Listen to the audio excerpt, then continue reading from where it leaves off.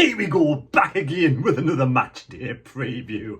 Yes, it's a match day preview, and Sunderland are on a winning run. Hey, one game unbeaten. Or was that 2 games unbeaten? We drew against Wimbledon, didn't we? Did we draw against Wimbledon? And then did we get beat against someone? Did we draw against Wimbledon? And then, no, we didn't. We drew against Burton, that was it. Didn't we drew against Burton? Yeah, we drew, didn't we? Drew 1-1 with Burton. It was 1-1. We scored last second goal. That was it. That was it. The mind's asleep. The eyes are open, but the mind's asleep. We drew 1-1 against Burton, and then we beat Wigan at the weekend. A fantastic result of the weekend, which nobody apparently believed it was going to happen, but some of us did, some of us did. I don't know if anyone got the correct score. Mine 3-0. I didn't even bother looking. So anybody out there got that correct score, please let me know. I do apologise at the start. 3-0. Who predicted Sunderland to win 3-0? I may have a look actually a little bit later on. Oh, got a hitchy boob. Anyway, right, so what was I going to say? Yes, we are on unbeaten run of 2 games. Can we make it 3 down at Charlton on Saturday? Well, Charlton are not in a very good run of form. Charlton are not. They were founded in 1905, 116 years young. Down at the Valley, 27,000 fans are allowed in down the Valley. Now, I was down there a couple of years ago, before lockdown, when I went to the London vlog. And I met Tyler Rollinson, the big YouTuber down in Charlton. So pop over to his channel and subscribe to his channel. Even if I'm sure he still exists. I'm sure he's still got a YouTube channel going. I think he has. Yeah. Pop over, have a look anyway. Tyler Rollinson, that's him, the Charlton YouTuber, good lad. I met him down there. I was wandering about London and I walked about 10 miles. I went from London Bridge to Charlton. Now, I don't know how far that is. It's kind of walk like, but as I was walking along, there was lots of pubs closed down. I walked past Wimbledon, Millwall, that way on. Eventually got to the Charlton ground and you could see it in the distance, and I was waiting to meet him, so I popped into the cafe over the road from Charlton. And you could see people actually doing dodgy stuff over the road, which was not very good, I wasn't happy with that. Like, I think it was I'm sure he was selling some kind of drugs or something. It was somebody selling some shit or something, as Dave Allen once said. He's selling some good shit. Good shit, yeah, some good shit. Horrible son, that kind of stuff, disgusting that. But anyway, each of the one. We'll get past that bit. But then I got to the stadium itself. There's a big high-rise building above the stadium. And I seen this car pull up in the car park. You may not have heard this story before. If you have, I do apologise for saying it again. And I pulled in this car park, this dude, and he had his window down. Oh, it might have been Tyler Wilson with his dad. So I walked over to the car. It's about to look into the car, and then this skinhead ran out of the road from the high-rise building or flats looking over the valley, and he threw a load of money into the car, and the guy gave him some shit and he drove off. I thought, twice in one day in about half an hour, I've seen this thing going on, you know what I mean? I've never been one for taking it. Never took drugs in my life, you know. Maybe the odd tramadol for me back or a little bit of paracetamol. That's about as much as I've taken, to be honest. I like a bit of a drink. That doesn't make it, sorts me out. That's a pure, this is just water, it is, look. That's just water. But anyway, so the Valley is a very old stadium, and it is a very good stadium. It's a good place to go and visit for a good game of football. And you know, I have some sort of meaning to this story. There's this meaning to this story. And we got to the Valley and all the shenanigans that was going on. So I have that vlog on my channel somewhere if you wanted to watch it. That is the top and bottom of the story. Anyway, so we do play Charlton, yes. Johnny Jackson is the manager, or caretaker manager, or just the coach, I don't know what you call him. He's in charge of Charlton. He hasn't. Yeah, he did play for Charlton, didn't he? He played 243 games for Charlton and it was 51 goals he scored for them. But as a coach, he's been in charge 29 games, 14 wins, 4 draws, 11 games lost. But the stint that he's put in now, 15 consecutive games, 1 4 drawn, 2 lost, 9, and he's going through a bad run of form at this moment in time. Pardon me. Charlton, can they do the double on Sunderland? Hopefully not. They've lost the last 5 games. That is worse record than Sunderland's. They got beat to Sheffield Wednesday 2-0, fair enough, they're playing well. They got beat off MK Dons, they're playing well, 2 hard games. 3rd hard game, they got beat against Oxford, so there's 3 games. They got beat against Wigan, there's 4 games. And then they lost to Burton the time before. So they've lost. They have lost 1, 2, 3, 4, 5 games, let in 2, 4, 8, 10, 12 goals and only scored 2 goals. That is bad, bad form. A great time to play Charlton down at the Valley. Now, a danger man is Elliot Lee. Elliot Lee, yes. Rob Lee's son, you know Rob Lee from Newcastle days, 27-year-old. He played in the last game. Not sure if he'll play in this game. But the heads against Charlton is we've only won 28 and we've drawn 22. We've lost 32. Now, the last time we played Charlton, the last time we got a victory against Charlton was the very first game of the season when Gooch scored the goal. And I will show you that. I'll put that in my video. I'll put it in my video. That little goal that Gooch scored. So it's going to be a difficult game, but they're in a good. They've been in a bad run of form, you know. It's kind of run of form you want to play a team, you know. So we've come round the corner after playing that great game against Wigan. Can we continue this? It's typical Sunderland to go and beat Wigan and then go and get beat up a team like Charlton. No disrespect, in 16th place, mind. And that tipped these to be the top 6 at the start of the season. It's typical Sunderland to go and get beat against Charlton, but hopefully we haven't. We've turned the corner. It's a good run of form, good run of games. Now, we're going to have no players left at the end of the season.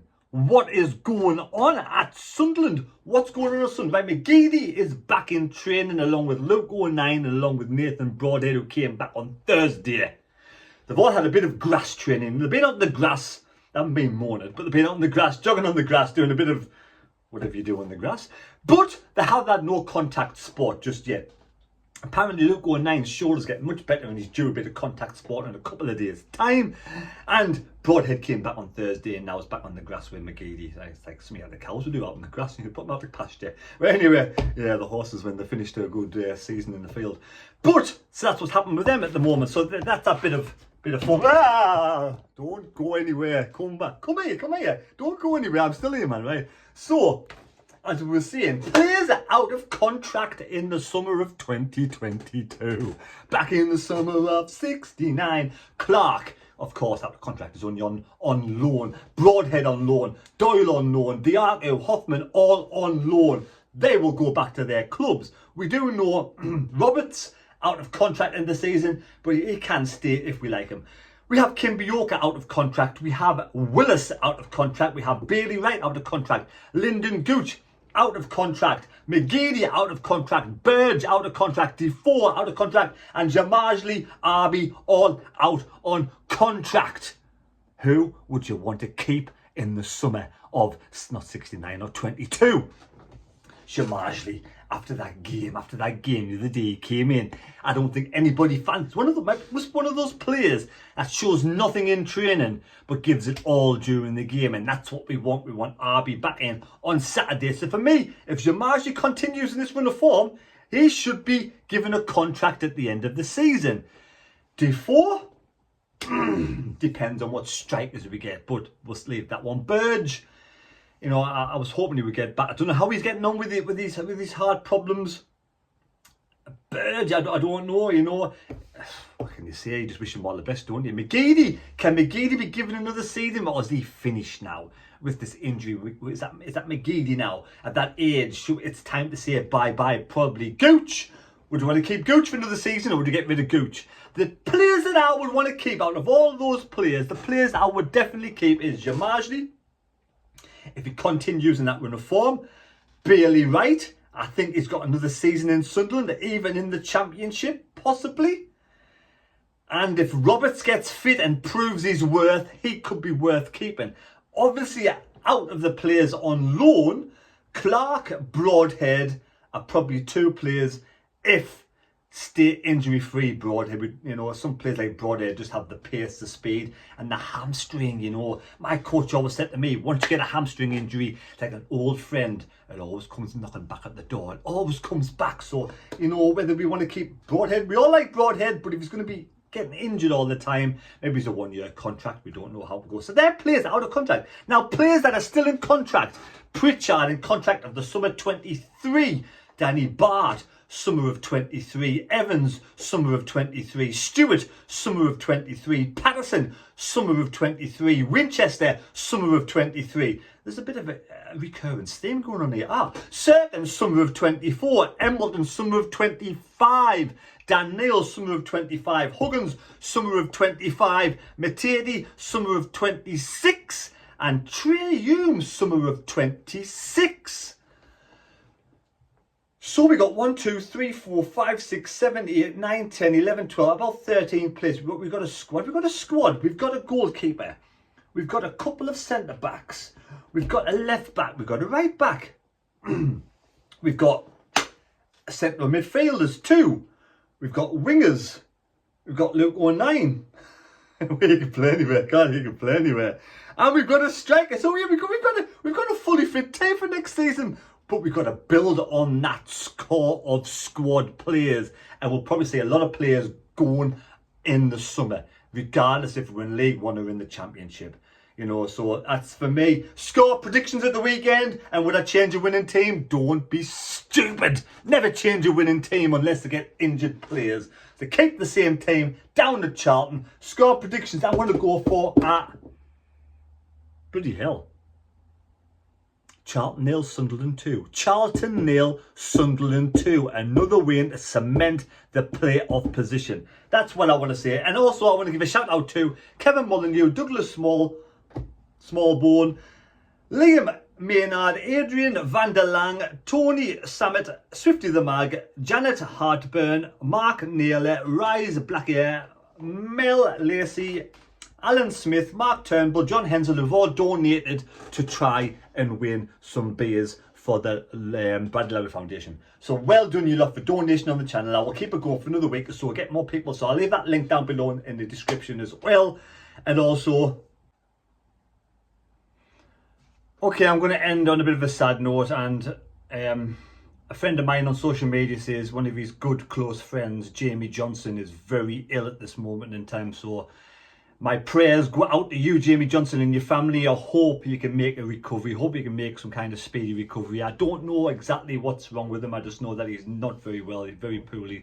So I do hope, Jamie Johnson, I know you watched the video and the videos and my vlogs and everything. So I do hope you make a speedy recovery. And as well, on the sad news, the guy who collapsed at the Stadium of Light against the Burton match the other week sadly passed away. Only ages of 31. He was only 31 years of age. So my thoughts go out to you and your family, and may you rest in peace. You know, it's just a horrible incident, and we were hoping that you were hoping that he would be able to recover, but he hasn't. So again, my prayers go out to you and your prayers. May I rest in peace. My thoughts go out to your family and your friends, and hopefully this weekend you'll be looking down over Sunderland playing Charlton. And hopefully we'll bring back 3 points. So I hope you enjoyed the video. Please take care. God bless me. God go with you. And yeah, thoughts and prayers go out to those two.